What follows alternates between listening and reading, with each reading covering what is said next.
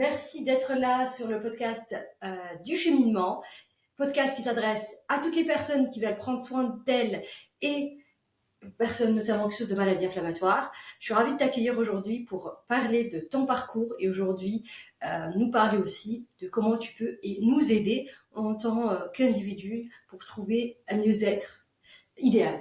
Moi déjà, pour te parler un petit peu de mon parcours, moi de base j'étais pas réflexologue. Oui. Donc j'ai commencé, comme un petit peu tout le monde, tu cherches ta voie et tu commences par un travail le premier qui arrive, où j'ai commencé en tant que vendeuse, ensuite j'ai été gérante de magasin. Et du coup, j'ai vécu énormément de stress au fur et à mesure des années, que ce soit lié au personnel, lié au professionnel. Oui. Donc, c'est devenu un stress qui était quotidien, qui m'a touchée physiquement. Okay. Donc, j'ai subi des douleurs. Au départ, ça a commencé gentiment par des petites douleurs ressemblant à des sciatiques. Oui. Donc, jusque-là, on ne s'alarme pas, on continue, on avance. C'est vrai. Voilà, attention. On a envie d'avancer, de continuer. On se dit, c'est bon, ça va passer. Mm-hmm.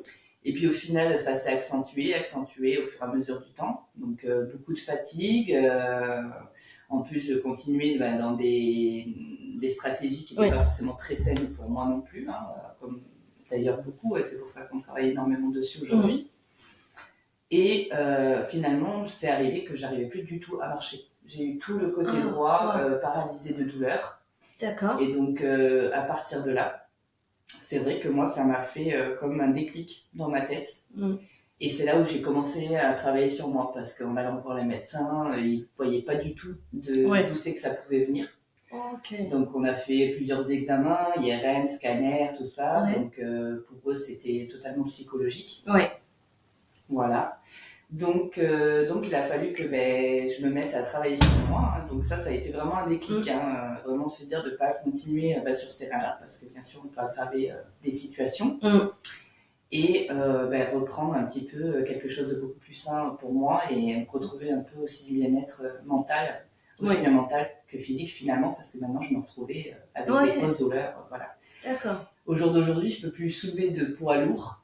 Okay. Parce que dès que je soulève du poids lourd, étant donné que j'ai créé une usure dégénérative au niveau du sacro-iliaque à force d'insister justement, d'insister dessus en se disant c'est bon, ça va passer. Et aujourd'hui, j'ai créé ce petit problème. Donc aujourd'hui, soulever du poids lourd, c'est impossible pour moi.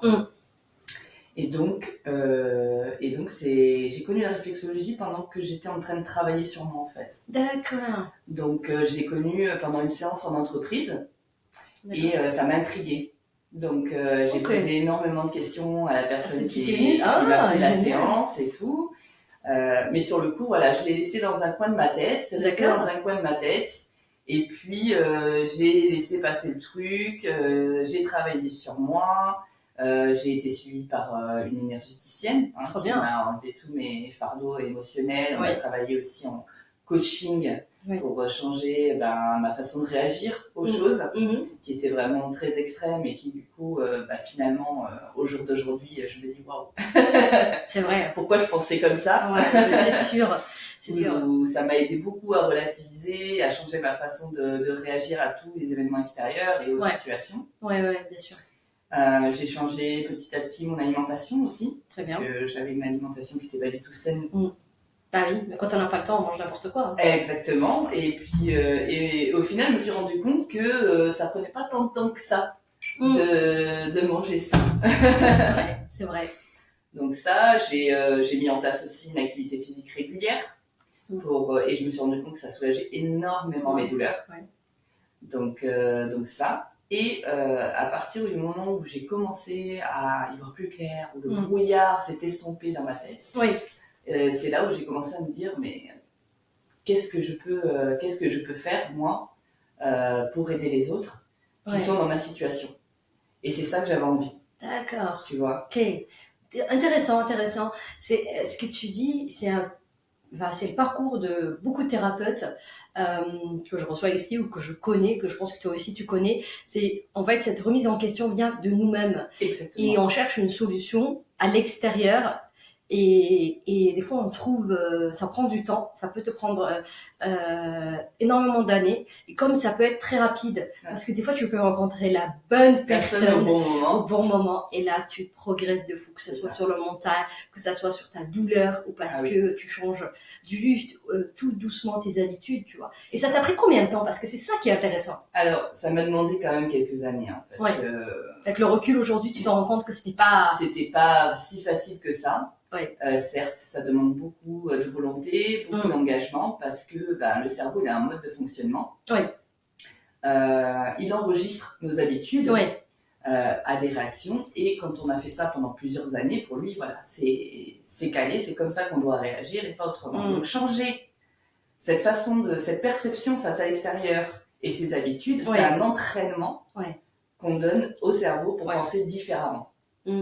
Et là, c'est du boulot. C'est du boulot, donc il y a eu quelques rechutes, mais voilà, il y a pas, c'est bon, on culpabilise pas, le lendemain on recommence et on essaye de travailler jusqu'à que le cerveau intègre la nouvelle façon de penser, la nouvelle façon de réagir. Très bien, c'est très bien. Et voilà, donc oui, ça m'a pris quand même quelques années. Ouais, non mais je comprends, c'était aussi mon parcours, et quand je parle aux gens, notamment quand ils ont cette conscience, parce que tu peux être vraiment malade et te rends pas compte que tu dois changer quelque chose, et tu vas chercher la pilule magique qui n'existe pas, en fait. Mais c'était ça au début, hein, moi, finalement. Au début, pour moi, je me disais, je vais arriver à m'en sortir toute seule, je vais trouver des solutions, mais au final, en réagissant toujours de la même manière. Donc j'avais le même schéma, donc ça pouvait pas aller mieux. Ouais, c'est intéressant. Donc c'est cumul, et on continue à rajouter. Donc comment tu as eu ce déclic-là de toi, qu'est-ce qui t'a vraiment, si tu as un déclic? J'étais à bout, et puis le fait d'être paralysée comme ça m'a vraiment arrêtée. Donc là, je pouvais plus rien faire, il fallait que je trouve des solutions, quoi. Ah ouais. Les médecins pouvaient rien pour moi. C'était ça le choc. Ouais. Okay. Ouais. Ça a été dur aussi d'accepter qu'il y avait un souci et qu'il fallait faire quelque chose. Et puis j'ai pas pu le faire toute seule. Oui. Surtout. Ouais. J'ai dû être accompagnée parce que j'avais les mêmes schémas, donc j'allais utiliser forcément les mêmes schémas. Donc bravo Virginie pour ton parcours, et que moi je trouve inspirant. Et tu vois, en fait, aujourd'hui, j'essaie un peu de comprendre. Moi, je fais aussi ce retour-là en arrière pour un peu comprendre qu'est-ce qui m'a vraiment fait que je me suis dit, là, j'en ai marre de souffrir et je dois changer. Mais comment, par où commencer? Parce que ça nous paraît très dur au départ. Hein. Ouais. Tu vois, surtout quand tu tombes sur des médecins qui disent bah t'as rien, ou ils n'arrivent pas du tout à t'aider, même s'ils arrivent à trouver un diagnostic, et tu te dis mais comment je fais? C'est ça. Et tu finis parfois même que t'es folle, parce que moi c'est un peu ce qui m'est arrivé. Ils me disent que j'ai rien, mais dans ces cas-là, il se passe un truc, ça va pas bien là-dedans, quoi. Est-ce qu'on a pensé à te donner par exemple des antidépresseurs ou quelque chose comme ça? Non, parce que j'étais pas en dépression. D'accord. Mais ils voyaient que j'étais stressée, que voilà, j'ai fini un burn-out aussi. Okay. Donc voilà, donc par me donner des arrêts et à répétition, donc voilà, oui, là c'était à répétition, et puis de toute façon j'ai été arrêtée régulièrement à cause de la douleur. Ouais, voilà. Jusqu'à que je comprenne qu'à un moment donné il faut faire quelque chose. Waouh, c'est trop bien. Donc je pense qu'à un moment donné notre corps il nous alerte vraiment. Oui. En fait, et c'est soit on veut l'entendre, soit on fait la sourde oreille, mais après c'est des choses beaucoup plus importantes qui arrivent, comme des maladies graves, comme des symptômes qui sont malheureusement à ce moment-là plus résolvables. Et j'ai eu cette chance d'avoir le déclic justement à ce moment-là. Super. Et aujourd'hui, comment tu te sens avec ce que tu as vécu dans ton parcours? Avec tout le travail que je fais, aujourd'hui, je regarde en arrière, je regarde la Virginie d'avant et je me dis waouh, j'ai fait un sacré chemin, et j'ai dit mais pourquoi tu t'es pris autant la tête? Pourquoi tu t'es rendue malade? Et en plus, pas forcément pour soi-même, et bien souvent pour les autres. Et on se rend malade parce que le travail, par exemple. Ouais. Parce qu'il y a une collègue qui travaille pas forcément comme nous, ou qui va être un peu irritante. Alors que, mais c'est pas grave. Ouais. Enfin, je veux dire, ça n'a pas d'importance. C'est pas ce métier-là, il nous permet de gagner un salaire, certes, mais après, à côté de ça, on n'a aucune reconnaissance ou autre. Donc, c'est se prendre la tête vraiment pour rien. Ouais, c'est vrai. Pareil, ou dans la vie, avec des proches, où on culpabilise pour eux. On leur donne des conseils, on aimerait qu'ils fassent on leur conseille, mais ils ne le font pas et du coup on est malade. Ça nous rend dingue parce qu'on voit qu'ils vont faire la bêtise, mais il faut qu'ils la fassent. Et ça, j'ai réussi à l'accepter. Ouais, c'est vrai. Et du coup, en travaillant sur ça et vraiment sur la vision que j'avais, c'est un soulagement. C'est une libération. Et quand tu vois la Virginie d'avant, qu'est-ce que tu as envie de lui dire? J'ai envie de dire, t'as bien bossé quand même, parce que c'était dur, c'était douloureux. Oui. Ça a été des passages à vide, avec des pensées très négatives, parce qu'on arrive à un moment donné où le cerveau il réfléchit plus correctement, il est plus du tout dans le positif. Et j'étais seule aussi, parce que j'ai élevé mes enfants toute seule. Oui, moi aussi, Donc j'ai été seule pendant de longues années avec mes deux petits. Ça a été extrêmement difficile et dans l'état où j'étais, c'était très compliqué. Et je lui dis, t'as eu du courage, c'est bon, t'as réussi, tu peux lâcher prise. Waouh, bravo, ça me donne la chair de poule parce que c'est ce que je me dis à moi-même il y a quelques années. T'inquiète pas, tout va rentrer dans l'ordre. Voilà. Et c'est juste que tu devais vivre ça et accepte-les et lâche prise et ce que je dirais à moi peut-être dans le futur quand je me verrai à ce moment-là, lâche prise et les choses s'ouvriront et tout s'arrange en fait. Exactement. Tout s'arrange. Avant juste que tu viennes, j'ai écouté un petit épisode je crois que c'est une vidéo, mais moi j'ai vu juste le réel et le bonhomme il disait un truc sur les problèmes. Il dit quand vous avez un problème, plus vous le réfléchissez, en fait quand vous allez réfléchir, vous allez trouver 2, 3, 4 solutions parce que le cerveau est limité. Mais par contre, si vous êtes dans cette ouverture, il y aura énormément, infini de solutions. Exactement. Et là, tu vois, quand il a dit ça, j'ai vu le signe infini devant mes yeux. Je me dis, il a tout à fait raison. Et oui. Parce que tu ne sais pas d'où ça va venir. Et comme tu es ouverte, tu vas écouter et prendre en considération. Et oui. D'autres solutions, tu vois. Et nous, là, on parle de santé, mais on peut parler de plein de choses. Mais c'est utile dans toute situation, en fait, si on va par là. Parce que malheureusement, on est confronté à plein de défis au jour d'aujourd'hui. Franchement, c'est la vie. Voilà, c'est la vie, il y en a partout. Et c'est vrai qu'on a tendance à se bloquer, à faire focus sur un problème. Alors que, en lâchant prise, en prenant un peu de recul, on se rend compte qu'il y a une infinie de possibilités. Et des fois, ça vient à nous. La solution vient à nous. Mais dès qu'on lâche prise. C'est drôle, hein. Et ça, c'est valable aussi pour la maladie. Comment toi, tu vois maintenant les choses par rapport à quand tu as des personnes qui viennent te voir, alors j'imagine que quand tu accompagnes les gens dans la réflexologie, est-ce que tu peux déjà nous expliquer ce que c'est la réflexologie? Parce qu'on a oublié de définir la base. Après, on revient. C'est vrai, on s'étale, on parle, mais bon. Non, mais attends, je nous explique ce que tu fais exactement.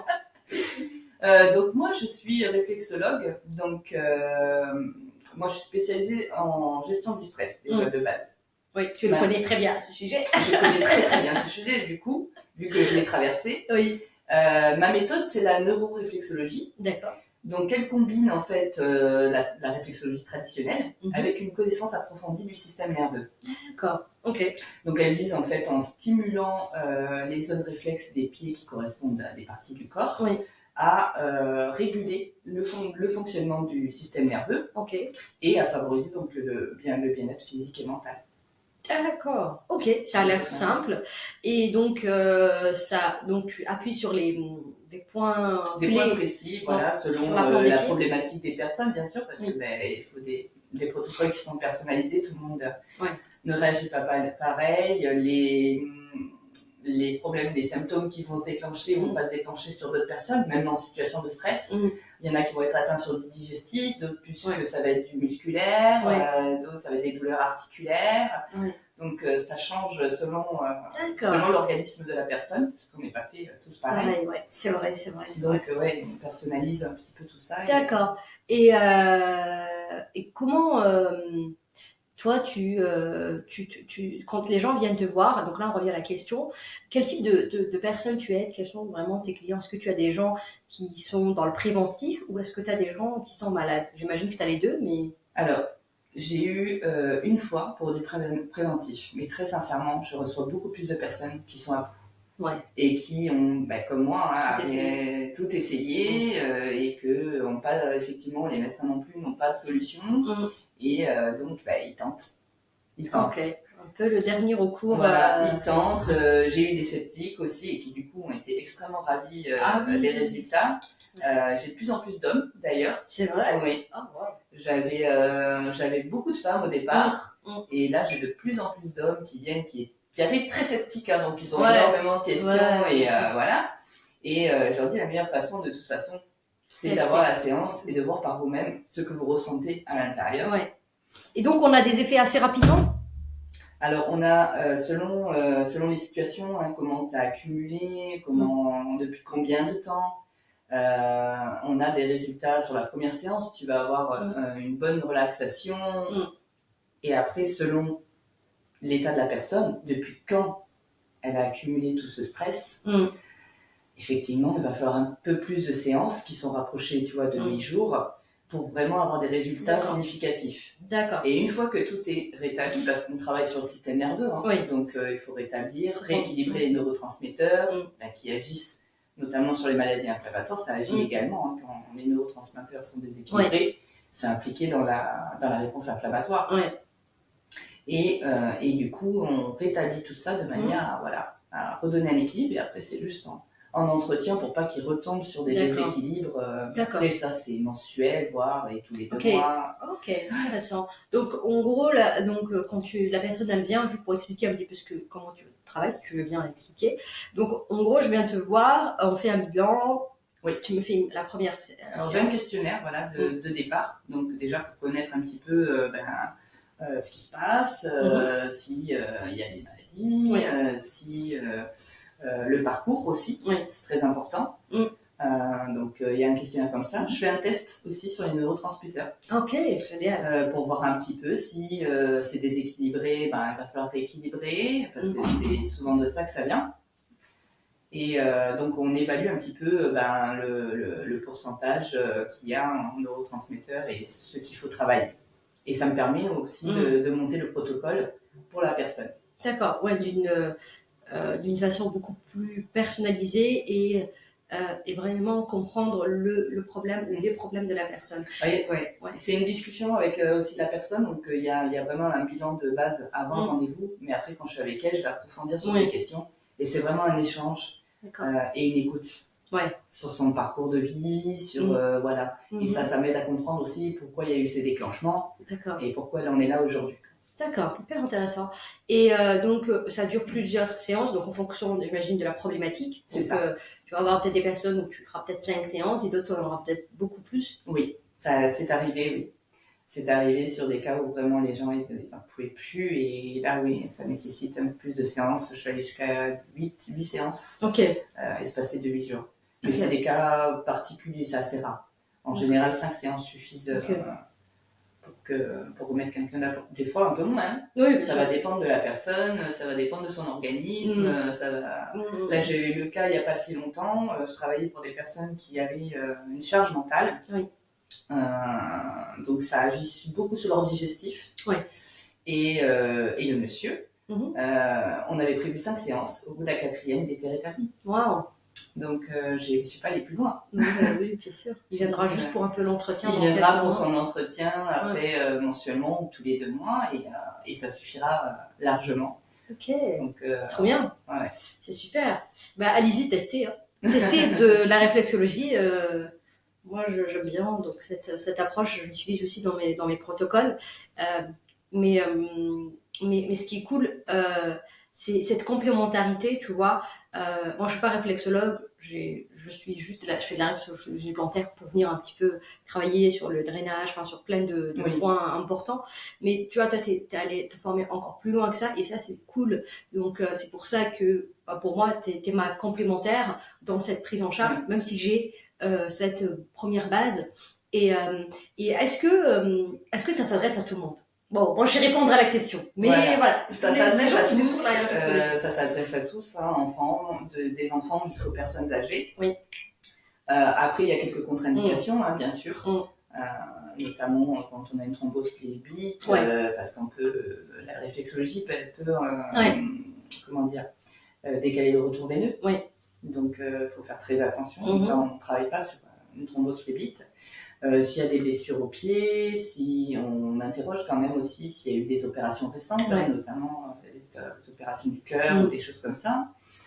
Sur les femmes enceintes, il faut être prudent aussi, il faut quand même être formé. Moi, c'est pas mon cas, donc je ne travaille pas sur les femmes enceintes. Pour les personnes atteintes de cancer, pareil, il faut une formation complémentaire, donc que je n'ai pas, donc je ne travaille pas non plus sur les personnes atteintes de cancer.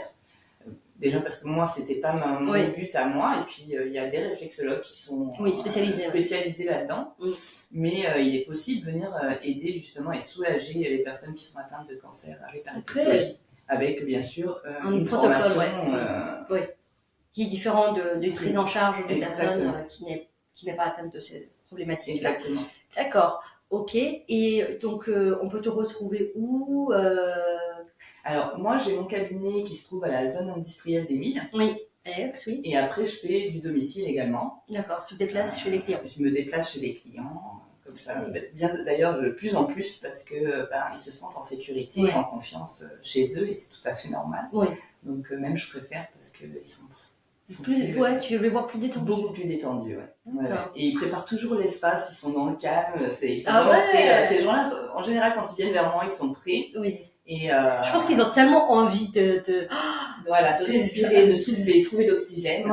Donc ils sont vraiment prêts pour ça, et du coup ils ont la petite pièce et tout. Trop bien. Ils se mettent en mode cocooning, même chez eux. C'est vraiment une coupure dans le temps. Tout le monde à la maison est prévenu, il faut pas faire de bruit. C'est énorme. Trop bien. Non, c'est vraiment. C'est trop bien. Puis on passe un bon moment, puis c'est un autre moment de complicité aussi avec eux, donc ce qui permet aussi d'avoir une relation de confiance. Et c'est super important dans notre métier, on le sait, donc dans le bien-être, on va vraiment dans leur intimité. Surtout que là, ils t'accueillent chez eux, donc t'es vraiment chez eux. Donc on est chez eux, mais en plus on va aller creuser un petit peu dans leur vie, dans leur intimité. Donc, les questions qu'on pose, ça peut paraître pas discret, mais pour nous en tout cas c'est essentiel pour faire un bon protocole. Et pour les aider au mieux. C'est ça. Et mieux les conseiller aussi, puisque on ne peut pas non plus tout apporter avec ça. Oui. Et puis le fait que les gens, je trouve que je vais dire quelque chose de positif, c'est que je me rends compte qu'on est que en tant que Français aujourd'hui, on est de plus en plus à cette recherche de solutions ailleurs que dans l'allopathie. Mais bon, ça reste très peu. Comment tu vis ça? Comment tu expliques ton travail par exemple à ton entourage, ou quand tu es dans un événement, par exemple, nous on s'est rencontrés dans un événement d'entrepreneurs, comment tu expliques ton travail? Parce que on va dire, on est quand même des extraterrestres. Moi, tu sais que je le fais maintenant. La dernière fois, j'étais dans une soirée de networking, et je dis donc, je suis naturopathe et tout, blablabla. Et donc, je parle avec un monsieur, et je dis, mais tu sais ce que ça veut dire naturopathe? Il me dit, comment c'est qui? Il me dit, écoute, lui, comme ça, un philosophe, il a commencé à me dire, oui, ça fait ça. Et en fait, il cherchait de la sémantique. C'était marrant. Je lui dis, en fait, nous, on sert à deux choses, à faire du préventif et être en complément de ce qui se fait en allopathie pour encore aider au mieux. Et tu vois, toi, comment tu l'expliques? Ça, c'est... Moi, j'essaye de leur amener à comprendre, parce que c'est vrai, pour eux, déjà, la réflexologie, c'est pas encore suffisamment connu. Donc, déjà, ils te regardent, la réflexologie, c'est quoi? Réflexe, qu'est-ce qu'ils me racontent? Et donc, je vais expliquer un petit peu le fonctionnement du corps, comme là, je l'ai expliqué pour le système nerveux. En fait, j'utilise simplement le fonctionnement normal du système nerveux. Nous, quand on se brûle, par exemple, on va réagir. Et ça, c'est une onde électromagnétique au niveau des terminaisons nerveuses qui va envoyer un message au cerveau que c'est chaud, oh, il faut sortir. Et bien moi, j'utilise ça en réflexologie. Donc, je vais utiliser ces terminaisons nerveuses pour créer une onde électromagnétique qui va envoyer un message au cerveau pour le rétablissement du système nerveux. Ok. Enfin, pour le réguler. Oui. Et rééquilibrer, du coup, tout ça. Ça a l'air magique. Ça a l'air magique et pourtant, c'est totalement naturel puisque c'est physiologique. Donc, c'est des réactions que notre corps, il a au quotidien, au final. Et des réactions qu'il a au quotidien.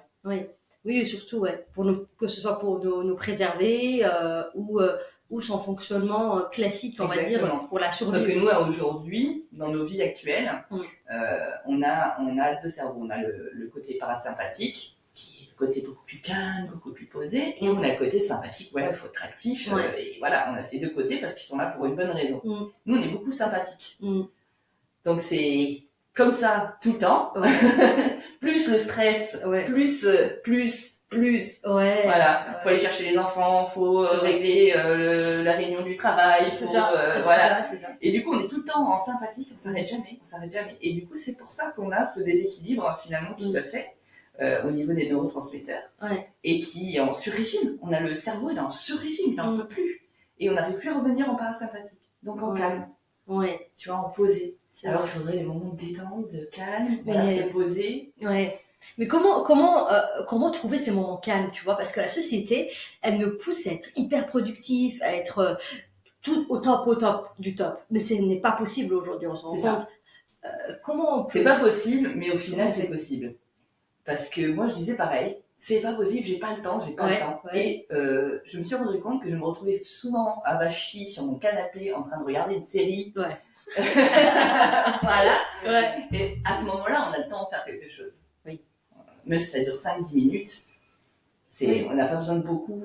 On voit le dimanche, on peut aller faire une petite balade, même si c'est 20 minutes, on peut aller faire une petite balade en nature, des choses comme ça. On a du temps. On le passe sur les réseaux sociaux, on le passe à vacher parce qu'on n'en peut plus, donc on est comme ça sur le canapé, on n'en peut plus. Donc on se dit, oh non, on va pas faire encore un effort. C'est ça qui est le plus dur en fait. C'est de se motiver pour justement relaxer notre corps, détendre notre corps. Et du coup, finalement, on se couche avec toutes ces tensions. Bah oui, et ça crée des gros soucis de santé. Et ça crée des gros soucis de santé parce que ça perturbe forcément notre sommeil qui est super important. C'est primordial. Le sommeil, c'est la première chose qu'il faut réguler. Parce que sans ça, c'est lui qui nous permet de récupérer notre énergie, qui nous permet après d'avoir un cerveau beaucoup plus clair. Donc si ce sommeil il est perturbé, ça devient compliqué.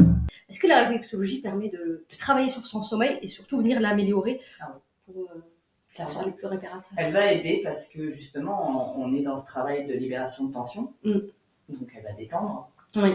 Donc non seulement ça, elle commence à rééquilibrer les neurotransmetteurs. Donc déjà au niveau de l'esprit, on est beaucoup plus soulagé. Donc quand on va se coucher, déjà on est beaucoup plus apaisé. Et donc le sommeil commence à revenir. Voilà. Et ça c'est pareil, c'est selon comment les gens ont cumulé. C'est un certain nombre de séances que ça va revenir et que ça se rééquilibre. Là, l'exemple du monsieur que je te parlais tout à l'heure, au bout de la deuxième séance, il redormait normalement. Ses pensées n'étaient pas... Parce qu'il y avait beaucoup de pensées au niveau du travail, ça qui le réveillait en pleine nuit. Donc, c'était des réveils nocturnes pour lui. Et du coup, on a travaillé sur ça. Donc, bien détendre au niveau de la zone réflexe du cerveau.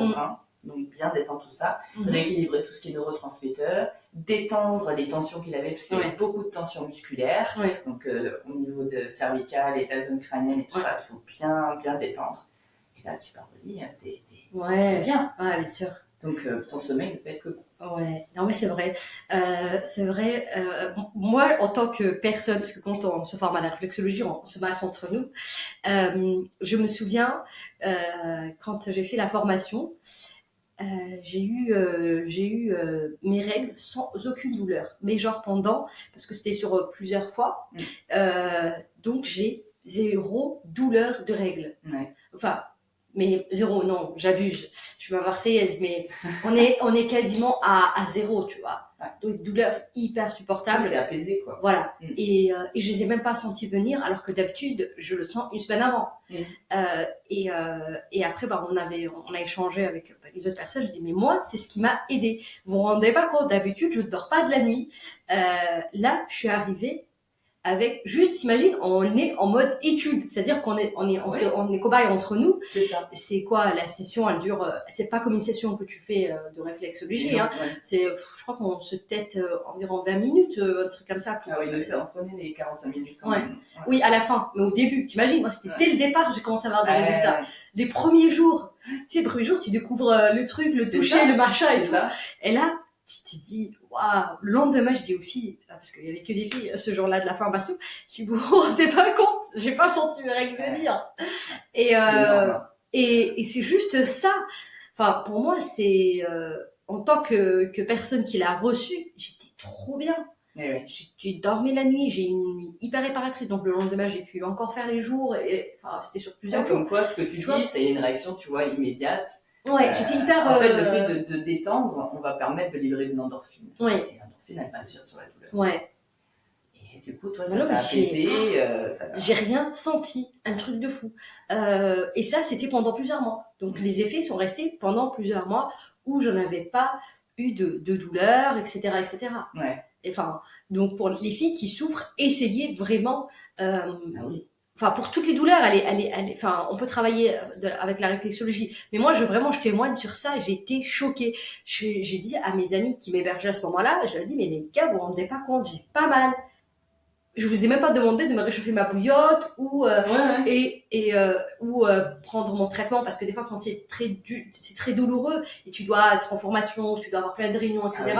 Moi franchement des fois je lâche prise et je me dis allez je prends mon truc ou je prends l'homéopathie autre, parce que il faut être performant. Ce qu'on parlait tout à l'heure, tu vois, de la performance et de se dire là j'ai pas eu besoin de ça. Ouais. Mais vraiment, Virginie ne me paye pas. Hein. C'est juste que je témoigne de ça juste en cours de formation. Je me suis dit, waouh, imagine le jour où tu fais un protocole sur plusieurs sessions. Et ça, tu le vois quand tu reçois le monde. Oui, t'expérimentes déjà toi-même, parce que moi, ça a été la même en formation. Tu expérimentes déjà toi-même les effets. Et ça te permet justement de pouvoir avoir confiance en ton métier. Ouais. Et ça, je trouve ça énorme, parce que c'est quand même important, cette pratique les uns sur les autres, justement pour percevoir les ressentis que l'on a dans le corps, mais ce que ça fait aussi pour nous déjà, les problématiques que l'on avait, quoi. C'est vrai. Donc moi c'est clair que c'est pareil, moi ça m'a apaisé énormément de douleur. J'utilise encore d'ailleurs des fois, parce que le stress il fait partie du quotidien, donc pour calmer, pour me détendre. D'ailleurs moi je faisais ma formation très loin, donc j'étais à Annecy et j'habitais en Dordogne à l'époque, il y avait 5 heures de route. Et à la fin, je demandais à ce que le test, enfin tu vois, la pratique soit faite pour moi en premier. Et pas en dernier, parce que sur la route, j'étais tellement détendue que tu sais, t'es un petit peu dans le coton, quoi, tu vois. Je pouvais plus faire la route, quoi. J'étais obligée de m'arrêter toutes les heures parce que, voilà, j'avais qu'une envie, c'était de me poser, d'être au calme, tranquille. Et la route devenait difficile, quoi, du coup, à faire. Donc, je demandais à ce qu'on me la fasse en premier pour que je puisse, réagir après sur la route, au moins correctement. Pas non plus, voilà, quand il y a 5 heures de route, il faut les faire seul, il faut être bien focus. Voilà, il faut être focus. Là, j'étais tellement en mode détente, en mode coton. Donc, en dehors de la réflexologie, tu avais dit tout à l'heure que tu avais d'autres protocoles que tu mets en place. Est-ce que tu as envie de les partager aujourd'hui? Peut-être que ça peut motiver les gens à... Les protocoles sur moi, ce que j'ai utilisé, oui, sur la gestion du stress et comment tu as retrouvé aujourd'hui un équilibre. Alors moi déjà, j'ai commencé par mon suivi, donc ça a commencé par cette amie que j'ai rencontrée, tu vois, et comme je dis, il n'y a jamais de hasard dans la vie. On s'est rencontrés et ça a se matché de suite, et c'est devenu une amie, et ainsi de suite, et puis elle m'a parlé de ce qu'elle faisait, et voilà, j'ai dit, tiens, je vais tester. Au départ, comme tout le monde, très sceptique. très sceptique, je dis, depuis le temps que je me traîne mes valises, bon... Allez, on n'a rien à perdre. Et effectivement, j'ai fait ma séance et tout, et la réaction a été très brutale. brutale. Et en fait, je me suis mise à pleurer, à manquer de souffle. Donc, parce que j'avais cumulé tellement de bagages émotionnels à l'intérieur de moi, mais que j'avais mis dans des cases. Hein, tu vois, j'ai dit, il faut avancer dans la vie. Hein, donc, tu mets ça dans une case, puis tu penses que tu as travaillé dessus. Tu penses que c'est bon, c'est passé. Et au final, je me suis rendu compte à ce moment-là que non, il y avait des choses même qui dataient de quand j'étais petite. Ah oui. Que j'avais pas résolues dans ma tête. Et là, ça m'a fait, mais alors sur le coup, être très brutal parce que j'ai eu peur. Hein. Je me suis dit, mince, j'arrive plus à respirer, j'arrête pas de pleurer. Ça fait peur. Et en fait, j'ai ressenti ça vraiment après comme une libération. J'avais l'impression d'être plus légère. Et à partir de là, je commençais un coaching donc pour essayer d'avoir des stratégies saines, hein, parce que ma perception de la vie, de comment réagir, n'était pas forcément les bonnes. Hein. Voilà. On est beaucoup dans ce cas-là. Ouais, malheureusement, ça me parle ce que tu dis. On a été éduqués d'une certaine manière, on nous a appris ça, on fait pareil, quoi. C'est le mode d'emploi, quoi. Tu vois. Et donc, il a fallu retravailler tout ça. D'accord. Donc, ça a été moins facile. Oui. Ça a été moins facile parce que là, on change carrément une façon de penser. Donc, il faut vraiment beaucoup de boulot à ce niveau-là, parce que c'est ce que je te disais tout à l'heure, c'est un entraînement au niveau du cerveau. C'est entraîner son cerveau à avoir une perception différente. Et ça, c'est vraiment un parcours.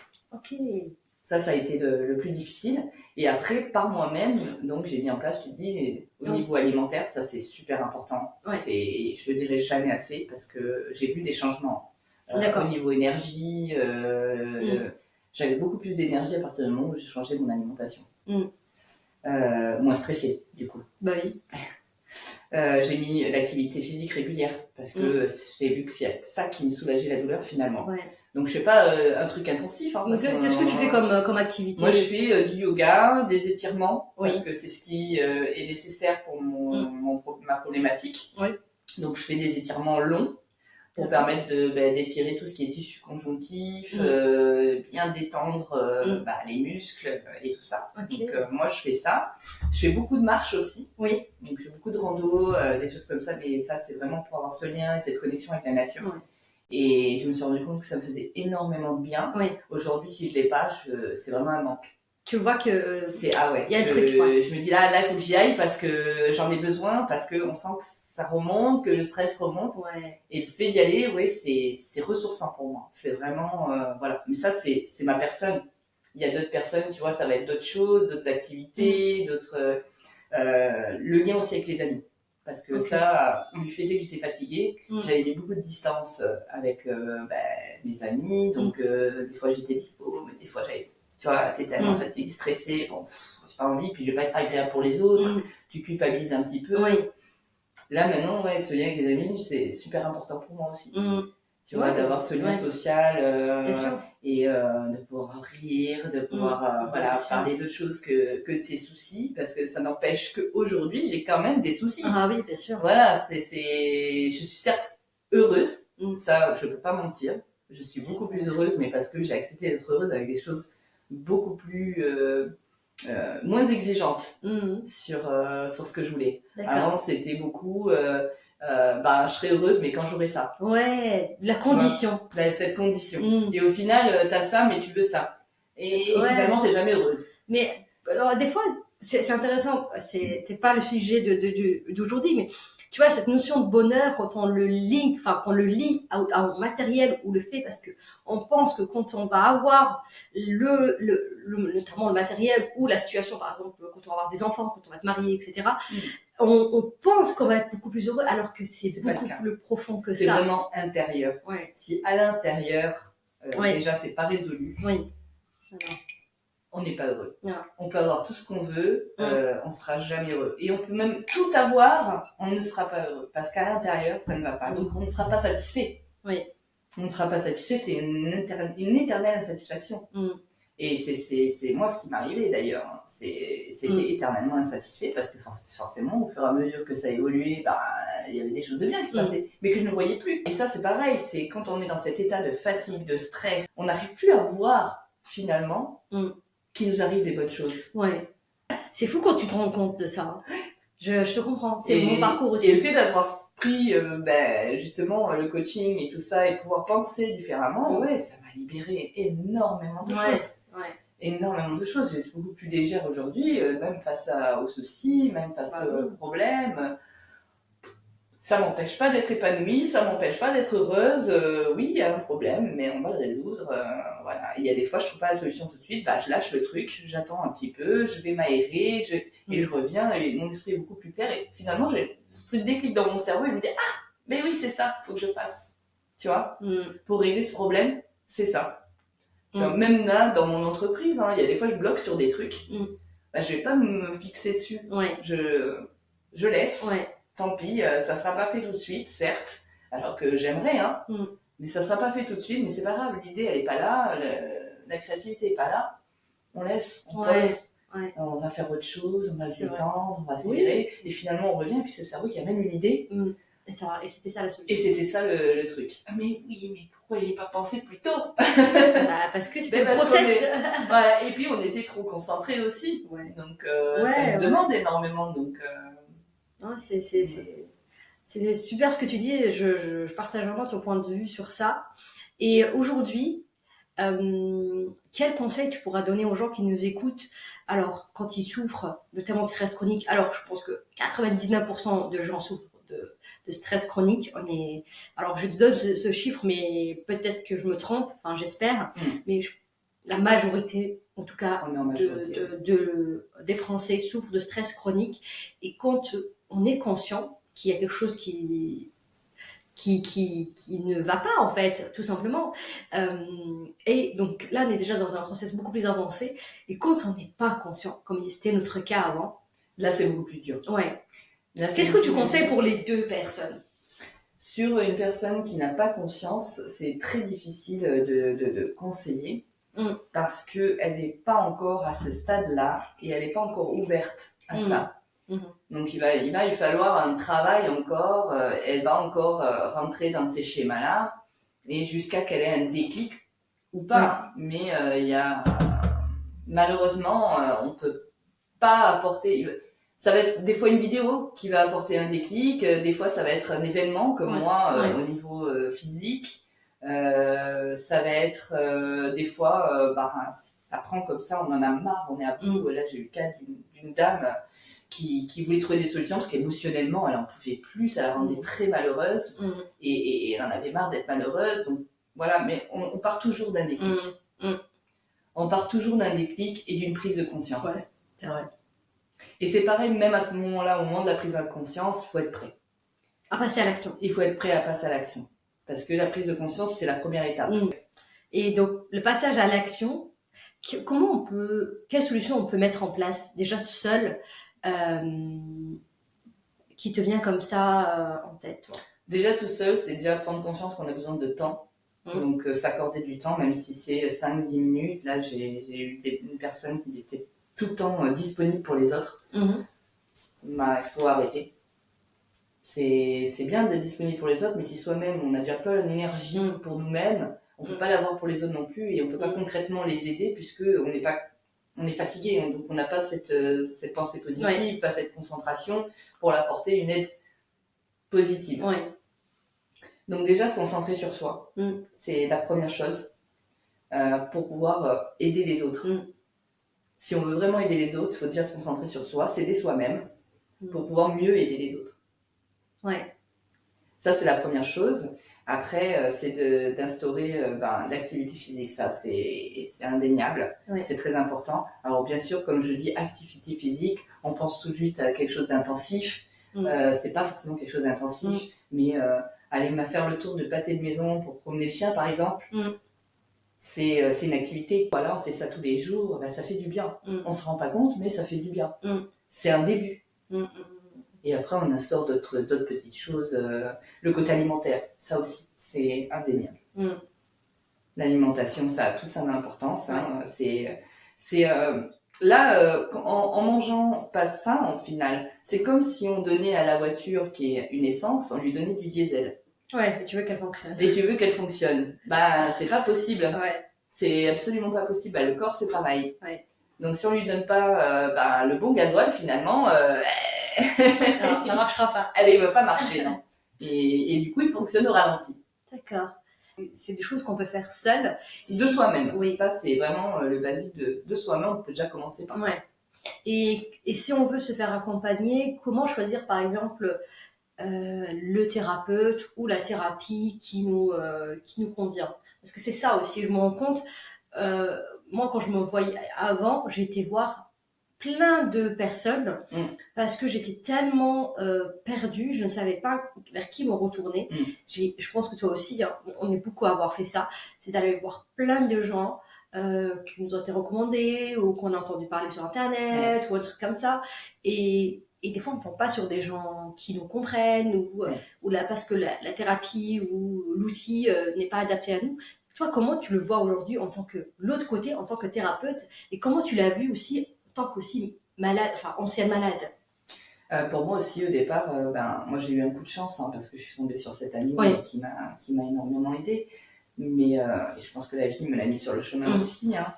Mais c'est vrai que ça aurait été difficile pour moi sans être concrètement conseillée correctement par rapport à ma problématique. Parce que selon les problématiques, c'est pas la même personne qu'on va aller voir. Et puis, selon les méthodes, ça ne correspond pas forcément à nous en tant que personne. Donc, il faut aussi qu'on soit, que ça nous parle et qu'on soit aligné avec cette méthode pour se dire, bon ben voilà, c'est ça et ça me fait du bien et là, ok. Et moi, pour ma problématique, personnellement, je savais très bien qu'il me fallait une aide pour mettre des stratégies en place positives et saines dans ma vie. Je suis allée voir une nutritionniste aussi pour revoir un petit peu mon alimentation, tout ça, donc tout revoir. Et accompagnée bien sûr de mon amie énergéticienne qui m'a vraiment tout nettoyé et vraiment libérée au niveau fardeau émotionnel, c'était assez lourd. Donc ça m'a fait énormément de bien. Et j'en remercie encore aujourd'hui. Hein. C'est une amie encore et voilà, j'en suis très heureuse de l'avoir rencontrée et d'avoir croisé son chemin dans ma vie. Et voilà, et après, je te dis, ça a été une mise en place des activités sportives que j'ai fait par moi-même. Et qu'après, au quotidien, tu vois, se dire, bon, là, je suis intense, prendre ce recul. J'ai repris, tu vois, une activité. Ça nous arrive d'avoir ces moments où, où il faut y aller et on a nos responsabilités aussi. J'ai encore mes enfants, j'ai encore un fils à la maison. Voilà, donc on a les responsabilités, on a le travail, on a les clients, on a pas mal de choses à gérer. Et se dire, bon là, stop. J'ai besoin de ce recul, c'est de savoir s'écouter. Oui, ça c'est intéressant, de savoir s'écouter. Et j'ai eu le cas il n'y a pas très longtemps. J'étais fatiguée, j'en pouvais plus parce que vraiment c'était assez intense entre les rendez-vous, amener mon fils à son travail, le ramener, enfin tu vois, il y a plein de choses à gérer à côté. Plus tes vidéos que tu tournes aussi parce qu'on est entrepreneur, mais on fait tout seul, hein, donc c'est énormément de boulot. Et j'étais fatiguée, et là j'ai dit non mais là il faut que je stoppe. Alors certes je vais prendre du retard sur mon travail, mais là il faut que je stoppe. Donc j'ai réussi, mon corps me l'a dit, j'ai dit ok. Tu l'as compris, tu as écouté. Voilà. C'est ça qui est aujourd'hui je suis en capacité de le faire. Oui, pareil. Mais avant non. Pareil. Il faut apprendre à se connaître. C'est ça. Et on connaît les déclencheurs maintenant. On connaît les signes, on connaît les déclencheurs. Je reviens sur ma deuxième question. Quand on veut chercher un thérapeute aujourd'hui, avec ta casquette de thérapeute, quel conseil tu peux donner aux personnes qui nous écoutent et qui veulent venir te voir, moi ou d'autres personnes dans leur environnement? Comment choisir la bonne personne? Moi, déjà, je conseille des gens en cabinet, des personnes, je reçois différentes personnes avec différentes problématiques. C'est pas forcément que pour le stress. J'ai eu le cas de troubles anxieux. Troubles anxieux, je travaille pas seule pour moi dessus. Déjà, c'est pas possible parce que je vais pas soigner un trouble anxieux. On soigne pas. De toute façon, on n'est pas fait pour soigner. Non. Mais je vais lui conseiller une thérapie cognitive et comportementale ou un MDR, des choses comme ça pour pouvoir l'aider à trouver des stratégies plus positives. Parce qu'un trouble anxieux, voilà, c'est du lourd, et c'est une pathologie lourde qui est déjà difficile à mettre le point dessus et à se dire oui, je souffre d'un trouble anxieux. Et quand je les reçois en cabinet, je leur dis par contre, si vous voulez vraiment commencer à aller mieux, il va falloir faire un suivi complémentaire avec telle ou telle chose. C'est à eux de voir s'ils sont prêts à passer à cette étape-là et de se dire oui, j'ai envie d'aller mieux. J'ai envie d'aller mieux et oui, je vais écouter, je vais aller faire cette étape-là. Voilà. Parce que malheureusement, il y a aussi le budget qui freine beaucoup les gens. Hein. C'est bien-être, on est d'accord, ça reste un investissement. Oui. Après, moi, je le vois pas comme ça. Hein. Ils priorisent sur d'autres choses, tu vois, qui sont pas forcément le bien-être. Oui. Mais on parle, par exemple, là, j'ai un exemple tout bête. J'ai un proche qui a ses derniers iPhones, qui a un trouble anxieux généralisé. Alors qu'elle aurait pu investir ça sur son bien-être. On est d'accord. Donc aujourd'hui, elle le fait. Aujourd'hui, elle travaille sur son bien-être, elle est suivie, voilà, et je suis très fière d'elle d'ailleurs parce que elle a bien avancé. Elle a quand même bien avancé, même s'il y a des rechutes. Hein, c'est pas facile, hein, c'est un parcours, c'est un chemin, et ça, il faut se le dire aussi. Retrouver son bien-être, c'est un chemin, c'est un travail. De tous les jours. De tous les jours. Donc ça, il faut aussi se le dire. Ouais. Et pareil pour d'autres personnes, hein, où je vais conseiller, pareil, s'ils n'ont pas une alimentation qui est correcte, je vais conseiller vers un coach alimentaire ou une nutritionniste, ou, tu vois, et c'est super important. Je vais pas leur proposer que ma méthode. Parce que pour moi, c'est un complément. C'est un tout, selon les personnes, hein, bien sûr, hein, parce qu'il y a des cas qui ont déjà... oui, bien sûr, s'ils ont déjà les choses installées. Et où j'arrive en complément pour un rééquilibrage. Pareil, moi aussi je le fais. Pareil, je le fais parce que je suis consciente que je ne sais pas tout faire et que je connais mon cœur de métier, mon expertise, et savoir s'entourer aussi de d'autres thérapeutes. Et ça c'est intéressant, tu vois, avoir son carnet d'adresses. On sait que par exemple Virginie, c'est une très bonne réflexologue. Donc si quelqu'un vient me voir de Aix, bien sûr je vais l'envoyer vers elle. Et pareil pour une autre spécialiste, par exemple de sophrologie ou un truc comme ça. Et ça c'est important. Parce que soit on a testé la prestation, parce qu'on connaît aussi la formation, quand on discute avec la personne, quand on va en détail. C'est ça aussi que je recommande aux gens quand ils cherchent une thérapeute. N'écoutez pas seulement les avis, n'écoutez pas tout ça. Allez-y parler avec la personne. Toi, tu fais les appels avec les gens. Moi, pareil. On s'appelle, on papote, ils me racontent leur histoire, et des fois, je ne prends pas les gens. Parce que moi, mon accompagnement, il est long. Enfin, non, il est sur 4 mois. Donc, il faut que je sois sûre que je puisse l'aider. Et la personne aussi, elle est investie. Pas que financièrement, investie aussi dans son temps, dans son énergie, dans sa façon de vouloir progresser. Parce que sinon, ça sert à rien. Je fais pareil. J'ai eu des fois où j'ai refusé des personnes parce qu'elles n'étaient pas prêtes. Elles n'étaient pas prêtes pour leur bien-être. Là, finalement, j'ai pas le temps. Je pourrais que dans 3 semaines. Mais il faut pas commencer parce que c'est dépenser leur argent déjà pour rien. Parce que ce sera pas efficace. Donc, je peux pas m'engager. Déjà pour moi mon image parce que moi ce que je souhaite apporter quand même c'est du bien-être, donc il faut du résultat et pour eux parce que ils financent tout ça et de leur dire oui on se revoit dans 3 semaines, c'est pas grave, non, ce sera pas efficace. Donc je peux pas donc je préfère leur dire écoutez non, il va falloir choisir une autre méthode qui va beaucoup plus vite, peut-être. Qui ira peut-être beaucoup plus vite. Après, il n'y a pas de méthode je crois magique. Pas il n'y en a pas. Sinon, on l'aurait appliqué sur nous-mêmes. Nous, on apporte une aide, mais après, tout le travail vient de la personne. Et ça, j'en reste convaincue. Parce que moi, ça a été aussi mon cas. Et je pense que tu as vécu la même chose.